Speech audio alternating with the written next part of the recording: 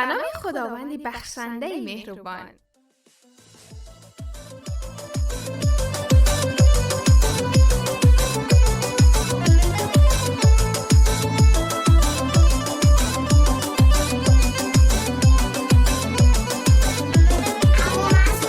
سلام چقدر قشنگه وقتی که تو صدامه، هر جا میرم گل سلام همیشه رو لبامه.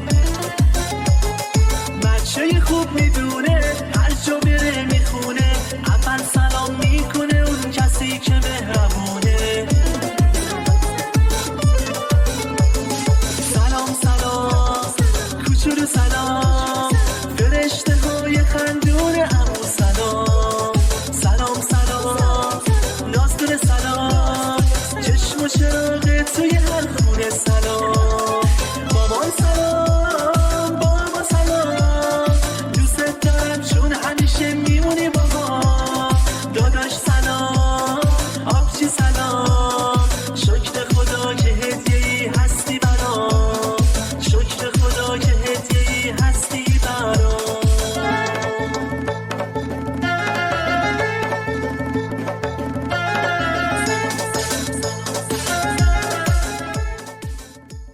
به نام خداوندی بخشنده مهربان. سلام علیکم بچه های عزیز، خوبت؟ سلامتت؟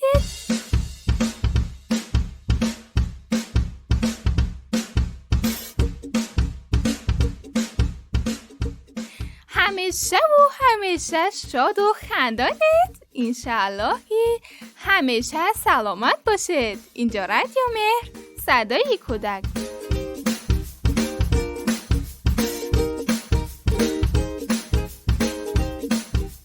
شهنازه قصه گو هستم. امروز برایتون یک داستانی مثل آوردم. امیدوارم خوشتان بیاید. اسم این داستان آن روز کشته شدم که تو آن گاوی سفید را کشتی. این یک مثل است. پس برویم تا داستانی مثل را تعریف کنیم.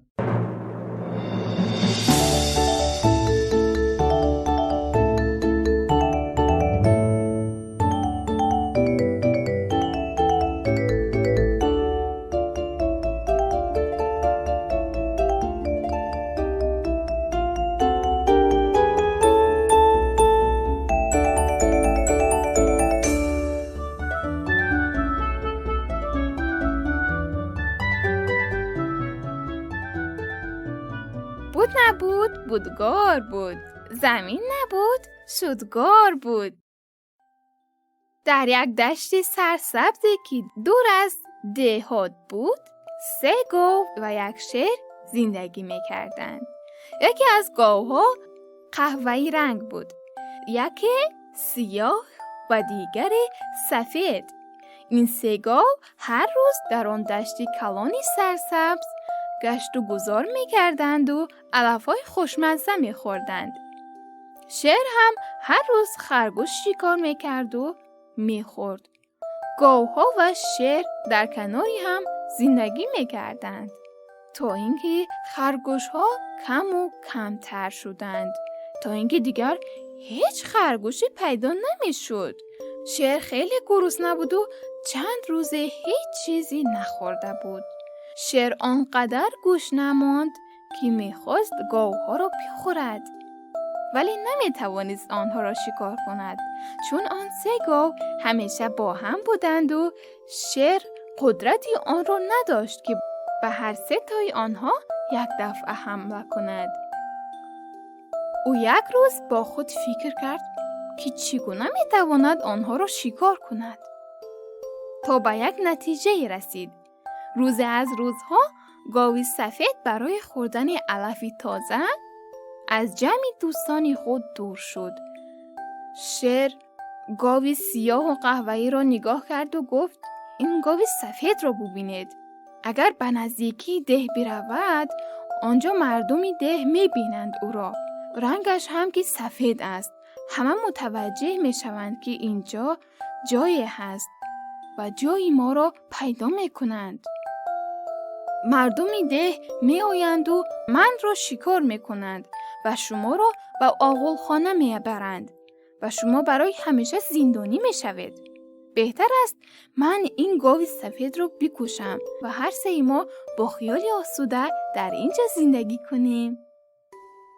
دو گاو راضی شدند و وقتی گاو سفید برگشت، شیر در یک لحظه او را گزید و از پا درآورد. چند روز گذشت. شیر منتظر فرصتی دوباره بود تا اینکه گاو قهوه‌ای رنگ را تنها دید. به نزد او رفت و گفت: من و تو همرنگیم، با هم برادریم، اما این گاو سیاه در میان ما غریبه است.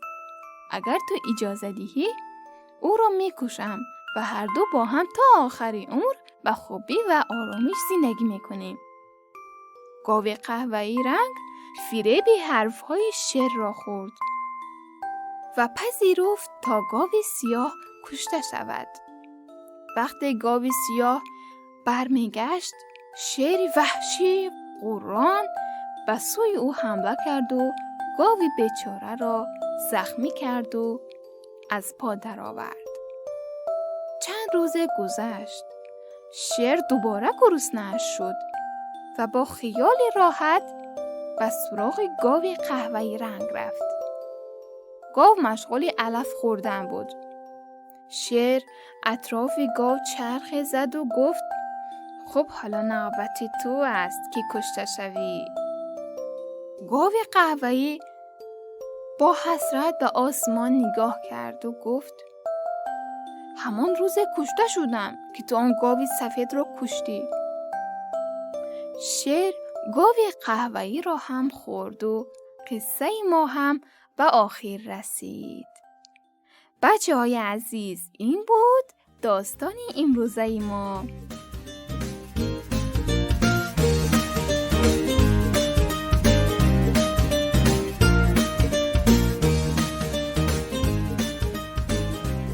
بچه‌های عزیز، من خیلی خوشحال میشوم اگر این داستان‌هایی را که شما گوش میدهید و دوستان و نزدیکان خود تعریف کنید تا آنها هم از این قصه لذت ببرند. بچه‌های عزیز، امیدوارم داستان امروزه‌مان خوشتان آمده باشد. تا داستان و افسانه بعدی شما را به خدای یکتا می‌سپارم. خدایا رو نگهدار شما. خدا حافظ.